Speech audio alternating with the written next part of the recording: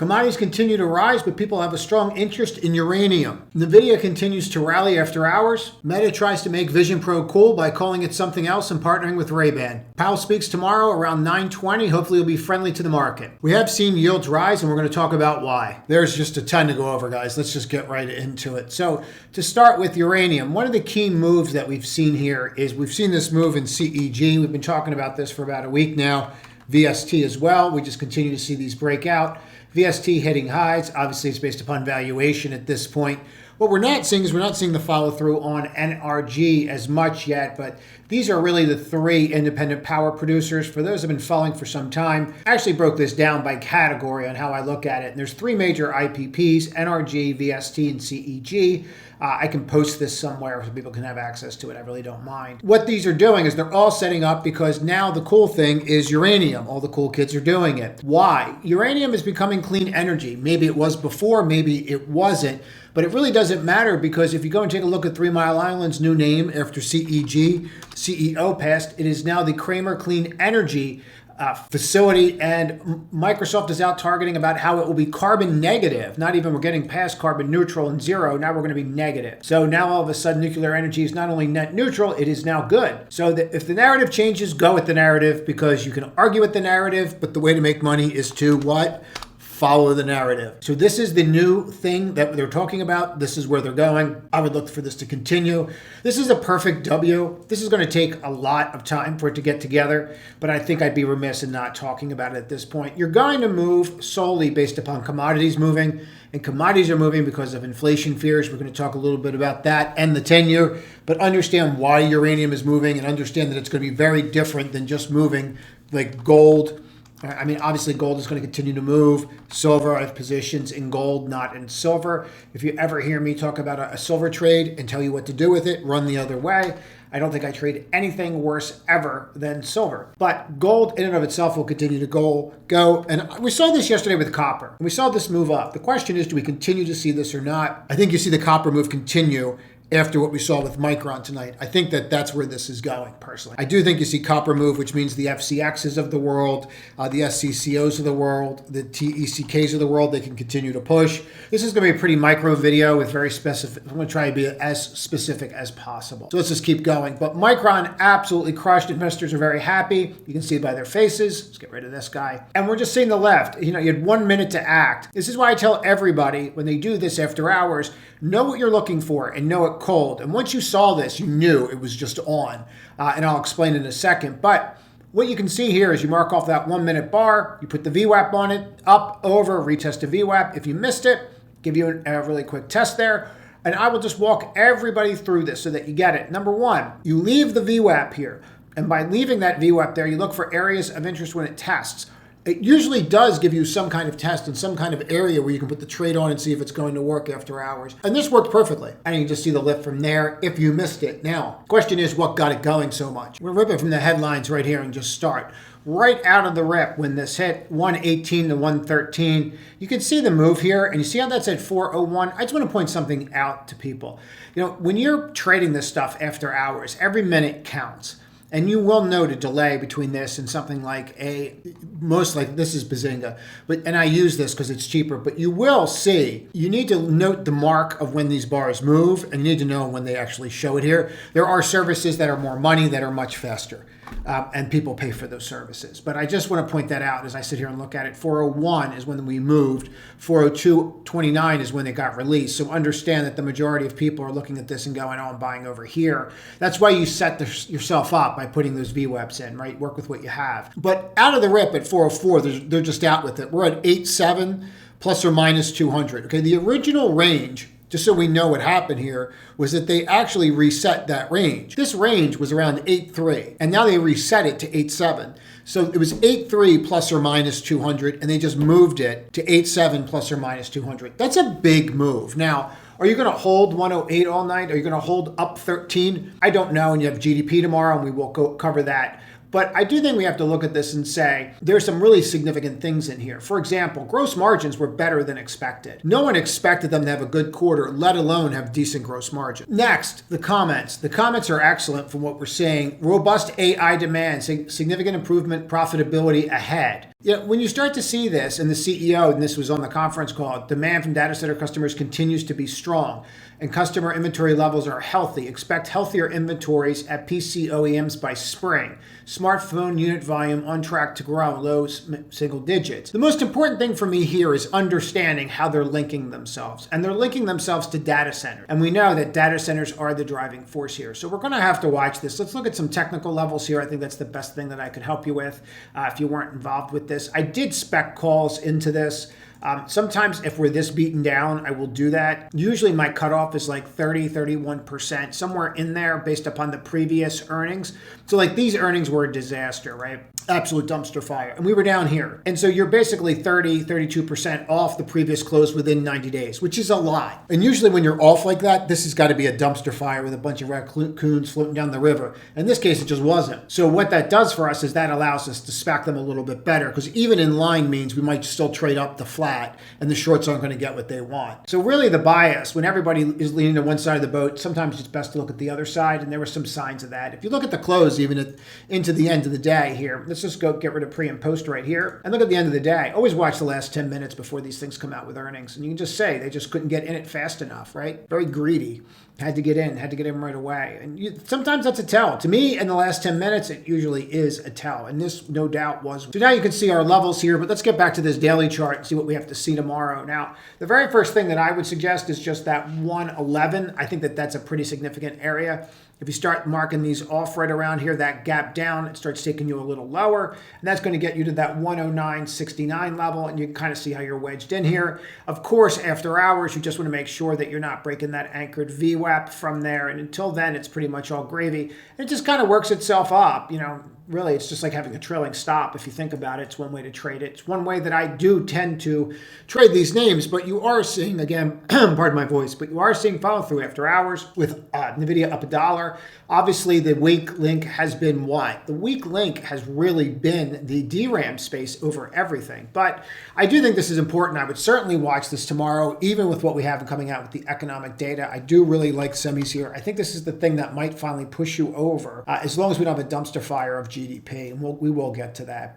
And now let's get that 55 close. Let's claim back this area, right? That's what we need to do. We need to claim back the ground that we lost and kind of go from there. That's really it. So that's a big deal to me, and it's really important. Now let's talk about Meta. Do you want to be cool like him? Not if you want a girlfriend. So I don't get these things at all. I don't understand. I truly don't get why somebody first wants to look like this. That's the first thing. Second thing that I can't figure out for the life of me is, after watching Vision Pro blow up, why he thinks that someone's going to buy these things. So third, who in their right mind is going to trust him with all their data of walking around? It's absolutely mind-boggling. So all I did today was just wait for everybody to get giddy with these things, and then I just shorted it later in the day around that 72 mark. I watched the rally, saw the rally, and then I just figured by the end of the day, people were going to have their come to Jesus moment where they just realized, like, you know what did I just buy? I bought a pair of sunglasses for $400, and he's going to track every single thing that I do and where I walk, where I play with my kids, and it's now his data. Yeah, okay. And I got to pay for it. Okay. So, probably not going to be a huge seller. I do think it's going to be interesting to watch Apple tomorrow and how it acts on the Micron comment about single to mid-digit sales on iPhones. I thought that was a pretty interesting comment they put in there. So you might want to watch this tomorrow. In regards to Meta, if you look at this chart, obviously we're running up into this, and you can just see the push and then the complete rejection. The guy's, look, I'll give it to him. He's trying to change his image. Now he's hiring different people to help him. He's going to be like Peter Thiel, say he's a libertarian. Okay, I really don't care about any of that. If it moves the stock higher and I'm long, great. I think the issue that I see is that they're all missing it. And I saw this in 95 before, where 95, 96, 97, where they all have this new technology and they're all trying to figure out what to do with it. And they keep trying to shove things down our throat. He changed the name of the company because we all wanted to be a giraffe in the metaverse. And now we're all supposed to wear these goggles. He's just going to follow us around, and we're going to just have all of what we're doing uploaded into the internet, and we're just going to be okay with that. I just don't see it happening. And I think this is going to be another boondoggle, very similar to not just the metaverse, but Vision Pro. So that's where I stand with it. I don't really see the necessity for the product. I'm sure we're going to get a bunch of comments that people are going to tell me, whatever, boomer. That's okay. I'm fine with it. I'll stick with my Rolodex. So what I would do tomorrow is really just watch these levels very carefully. I don't think that the analysts are going to be very kind to this. after the review if you watched any of it. But I don't think they're going to be very kind to it. And that puts you right along here. And you can watch your level very, very closely here and see how it's acting. And obviously it's acting very well, and you bounced off of that. I did get out of the short and just quite frankly in the end of the day. So at this point, I'm not really short anything. But I am looking at this again tomorrow. I just think it's another blessing. So if we take a look here at the ES, you have GDP tomorrow. Powell's going to speak. I hope he's going to take like a victory lap. I'm really curious about what he's going to say after GDP. I have no sense of GDP here at all. I usually have a decent read. Your corporate profits are up. I think the more important thing is to watch how you act at this level. And if we mark that level off and just watch, it was just a battle all day. It was just an absolute battleground. So the question really is going to bode for me is what actually happens here. I don't have a clue. I don't know what that GDP is going to be. And I'd rather just be blunt about it. I really keep racking my head around it. Earnings have been good, so it should be decent, right? GDP's been in line. They're saying around 3%. That's where they've been. So I don't know that this is going to be an issue. Now we have PCE coming out on Friday, but tomorrow you have durable goods coming out, and the previous was through the roof. Everybody was buying everything. GDP growth rate, the previous was 1.4. This one, they're saying 3%. It's a big jump. Maybe we get it, maybe we don't. This is a pickle, to say the least. And then if we start looking at some of the other things that are happening here, I think it's worth paying attention to. Initial jobless claims last time, the previous was supposed to be a lot higher. It came in very, very low. This initial jobless claims, now that we're worried about the labor market, we're going to start watching this a lot closer. The market's going to start watching this a lot closer. And then you have core PCE prices right here. I do look at this, and it does give me some weighting going into PCE the next day. But durable goods and GDP are really going to be the focal point unless we see something wacky with jobless claims, over 250 or something like that. Then we'll probably just sell straight down if you see like a super high one. Because people are concerned after that consumer confidence number on Monday where you were coming in at 98 versus 103. It was the worst disparity in 3 years. It's not good. It got blown off because of China, and China's already faded. So the driver's going to be earnings, as we're starting to see. That's what's moving us after hours. And then you have Powell. He's going to speak at 9:20, and we'll see what he has to say, and we'll go from there. But I just want to say, with Micron, watch tomorrow and watch what happens at these levels. Just write them down. You might want to just pay attention to them. And also with Meta, just pay attention here. I watch what investment banks have to say tomorrow. If you have access to investment banking research or someone that they can talk about it, see what they have to say. See if they explain this differentiation any better than I just did. Maybe that you don't have a cord sticking out or you don't need an app because he's just going to record everything when he follows you around. But I'm really curious about how this plays out, what you guys think of this. Is this something that you would do? I put a poll on Twitter. I'm going to put one on YouTube too. Maybe I'm old. Maybe you guys want to be recorded everywhere you go. I don't know what you kids are into these days, but it just seems really, really, really weird to me.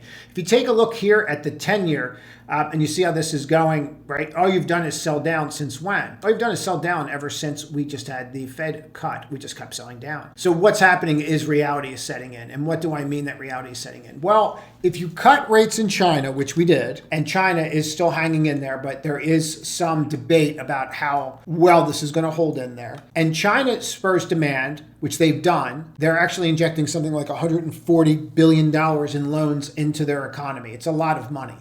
They're saying it's not enough to move the needle, but let's see. That's what the pundits say. But what this is going to do is demand is going to increase there. So you saw some of the demand increases. In other words, you saw Hermes spike, you saw Louis Vuitton spike because second biggest market out there, you saw Ferrari spike. They all spiked on the news because their consumer is going to be stronger. Besides seeing the usual suspects, the Babas of the world, the PDDs or PDD. All right, we've seen those spike and we get that. But what we're starting to see here is this something that we can continue to see push higher? What they're saying is no. I mean, that's what the research has said today when I went through it. But what you do see that that's probably still going to increase demand for product. And so what we're seeing here is we're seeing commodity prices go up. And not only are we seeing commodity prices go up, but what you're starting to see is the shippers. And I was thinking about this. If you increase demand for us, and we went through this last Saturday talking about consumer discretionary and why consumer discretionary stocks are going to be on fire. And it explains why Warren's buying and some of these guys are buying. Like, look at ZIM. One of the pre-market guys came out with this today, and I've been watching this for a while. But names like Ralph Lauren, these names are just setting up to break out. They really are. So I would certainly be watching these names and seeing how they play out. They really seem to me like they could, the retail names really look very good. So it's surprising, but I think people have to understand that if you can lower and refi your payment you're going to do that. You're going to pull that money out of that HELOC, right? You're going to get that home equity loan and you're going to go to your honey-do list, right? The Home Depots, okay? The Lowe's. That's what's going on here. And so eventually you'll see nails start to catch up. The problem there is things like KBH came out and had a dumpster fire of a quarter. And that's really the past, because you're not really focused on what's happening. You're focused on what's happening on the past because people didn't really expect the rate cuts. What we have to see are the rate cuts, because now you have Linear that missed as well. So we do want to watch the home builders, and we certainly want to watch what happens there. And that's definitely something that's going to be on our radar. But the big things that you need to watch tomorrow, besides GDP tomorrow, you need to watch how they act with Micron. You need to watch those levels tomorrow. See if you see follow through on semiconductors, and you certainly want to watch the ES. My largest concern was this today, and I think that this is worth your time. So if I look at the Qs and we go to this on an hourly and we just pull this down, and one of the areas that I've been yammering on about for some time now is this CTA sell zone. And if you look at it, it's very hard to miss, but it starts right around here, which obviously this is July 11th. That's the negative CPI number, but CTA starts selling right in here. And we get in there today, right? And it's really that 485. Now, if you look after hours based upon Micron, not based upon Meta, that this is actually up. So let's go click on this and get to that. And now let's drill into this. And what we did was we just spent the day in here, just yammering about. That's all we did. Up and then just sideways action. That's all that happened. And if we got into here as well, this is what it looked like all day. We're through, we're not through, we're through. And all I did, the biggest area for me to look at, what I really wanted to focus on, was get me above the 485 and this level that we hit a couple times. And we did get above it and we came back down. And then that would give you pause, right? And you're still in this, and maybe it's not as high as it should be here. Maybe it's down a little bit lower, but it's definitely in 485 where it starts. And then what you want to do is understand, we got to get out of here. And the other thing that you really want to watch tomorrow, and we saw it fade today, and now it's not fading after hours, but we're going to have to see how it goes. But let me just show you this. And I think this is important because it looks like something else. And again, you always have to just be, like, I think you have to be really untrusting. But here, if I take a look at this, look at this. 1, 2, 3, right? And here you are again. And we saw it hitting this area today, and it was just really unable to get through. It actually is a little lower. I rest them on the majority of points, and the majority of points are right here where the open and the closes are. I don't use the highs. Wicks are what? Price rejection. So if you look at this here, watch, and you watch what it did today, this is where we were talking about it. We hit up there 3 times, and then we cracked. So I actually we had a swing trade on, and we actually trimmed into this, just because you don't know what's supposed to happen tonight with Micron. Why take the risk of GDP? You can always come in tomorrow and add that portion back. But in this kind of market, you just kind of lock it in. And the thing that's really bothering me about this, I showed this on the pre-market, and I do think it's worth spending time on. And people say, well, why are you showing that if you're saying that we're probably going higher? Because I think it's a fool that doesn't look at everything. I think you have to look at everything, even the stuff that doesn't agree with you. See how you're sitting right here? 1, 2, 3, 4. 1, 2, 3, and then you have this 4 right here where it's trying to get through. You could say that this is the 4. This is a very similar pattern to when Tesla topped. And I think you'd be remiss to not at least think that this is something you have to look at. Now, NVIDIA is crushing earnings now, but you never know. So I just think it's important that when you see this kind of stuff that you want to look at it. It's one part of the stool. It's one leg, right? It's not the macro. It's not the fundamental. But when the technicals look like that, I think it's worth pointing out.